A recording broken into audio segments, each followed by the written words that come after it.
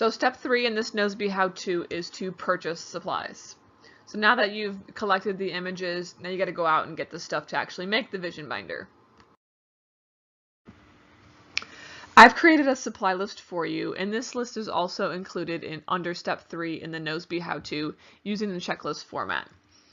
So you'll need a binder, which is most obvious, binder tabs preferably with pockets, index tabs, scissors to cut out your images, glue stick or tape, 3-hole punch because you'll need to insert a lot of paper and stuff in the binder, and also anything else that you want to use to be creative with your vision binder. So as you can see on my binder to the picture on the right, the background is 4 different types of paper that I actually found from Target and glued together just to add a little bit of spice to the binder. So that part's really up to you, how you want to decorate it.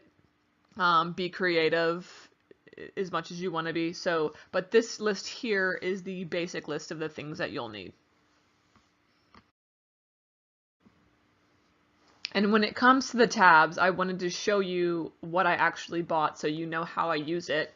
So I use the tabs. This 8-tab poly index divider here is the tabs I use to designate which month I'm in.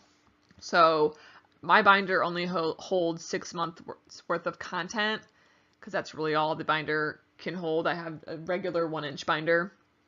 I didn't want it to be too bulky or too big to carry around.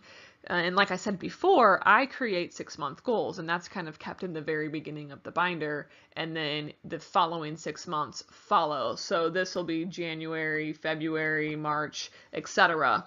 And that's kind of how I use those. And the reason I like pockets with those is because there are things that I use that I keep in the pockets for each month. And that's just my preference and my recommendation, but that's really up to you how you like to do it.